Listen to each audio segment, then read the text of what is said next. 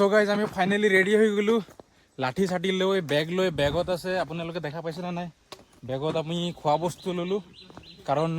মানুহজনে কৈছে ট্ৰেকিং কৰোঁতে 3 ঘণ্টা লাগিব ওপৰ যাওঁতে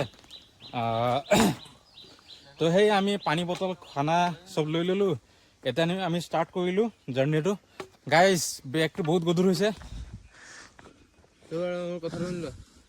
বেগটো থৈ পানী বটলকেইটা হাতত লৈ লওঁ আৰু এই জেকেটটো ইয়াত সোমাই যাব বেগটো থৈ সোণালে মৰি যাব লাগিব চাই লোৱা এতিয়া ৰাস্তা বহুত হেভি আছে পাছত মই আকৌ বেগ চেগ বেছি ল'ব নোৱাৰোঁ সেইটো কাৰণে কৈ দিছোঁ এক কাম কৰোঁ কাপোৰকেইটা থৈ আহোঁ অকল জেকেটটো লৈ আহোঁ তো আমি এতিয়া ডিচাইড কৰিলোঁ যে কাপোৰখিনি থৈ আহিম অকল জেকেটটো ল'ম কাৰণ বেগটো বহুত গধুৰ হৈছে এইখিনি ষ্টাৰ্টিঙতে উঠোঁতে মানে ঘাম ওলাই গৈছে চবে নিজৰ নিজৰ বস্তু লৈ যাওঁ আৰু পানী বটল এটাই হাতত পানী বটল ল'লেই হ'ল আৰু ৰচিদি লাগিলে ইয়াতে বান্ধি ল'ম মই কিনিছে নাই অঁ এইটো ঠিক হ'ব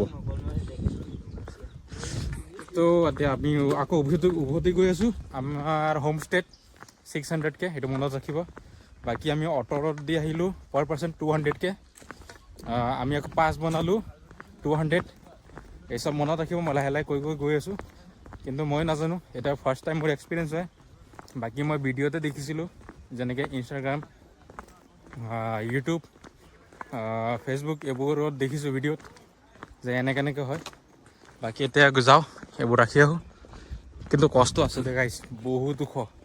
কৈছোঁ নহয় হালোৱা নহয়